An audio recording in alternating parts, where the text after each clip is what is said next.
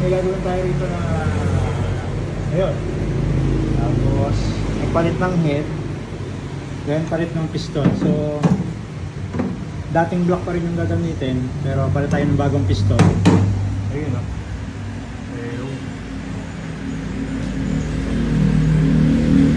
Naayos natin yung packet. Papacket tayo, exhaust, tsaka intake. Ay, intake pala to, ito exhaust. Medyo malabo lang yung camera, punasan natin.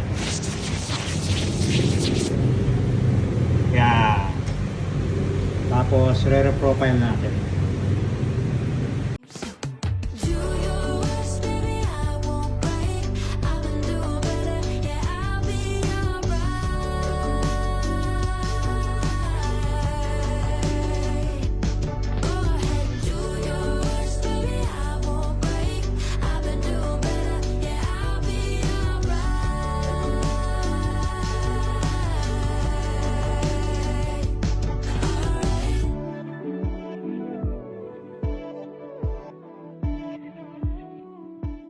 Ito yung bearing natin, SKF outer, tsaka inner natin, SKF din. SKF yung inner natin. Yun o.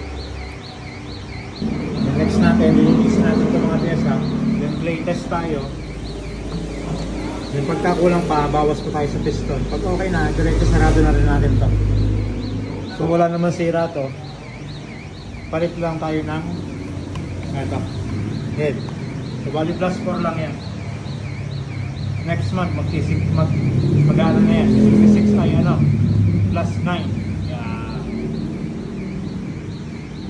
Yun o, yan, na-assemble na natin. So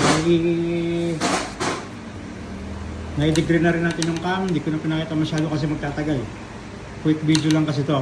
Ang plano talaga dito is powder coat lang namin yung takip, yung crankcase, yung dito, tsaka yung pinaka swing arm dito, tsaka to engine support dito.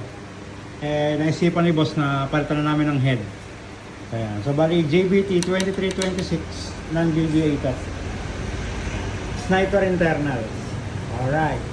So hintayin na lang natin yung ibang pyesa, then tuloy na natin yung paggagawa na ito. Yun o, ito na natin mga pina-powder coat. So medyo maingay lang kasi may ginagawa sa kabila. May binabakbak na dingding. Ayan, pina-powder coat natin itong radiator housing, cover, yung gearbox, itong swing arm, itong engine support, itong crankcase. So pwede nang isarado itong makina natin.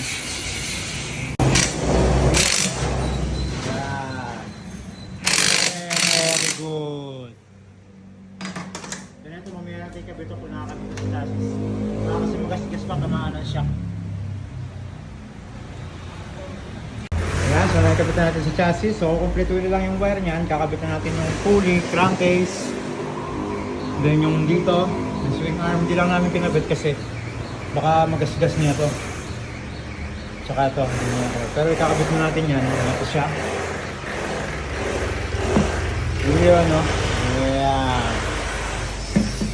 Then pag nakompleto na, paandarin na natin. Tapos ganun pa rin, tuning na kagad ito. Kasi wala na masyadong braking dito, bago lang yung head, saka piston. Alright, yeah. It's aligning. Yun, no? Yeah. So, repair tayo ng tank eh. Aluminum tank. Yun, no? So, for plating na tayo. It's responsible.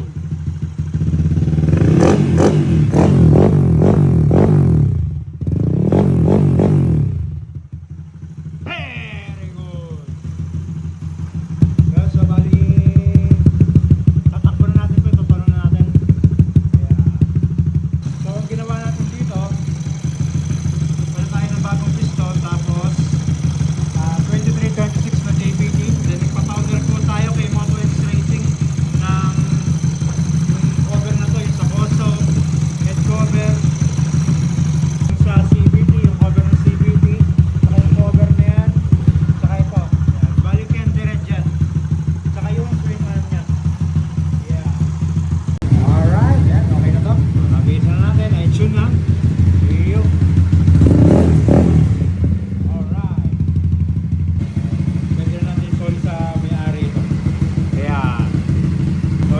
na ulit tayo. So ito, ina-assemble na natin yung head na 2026, iba-valve lap natin para pagdating dito ng isang motor, ready na yung head.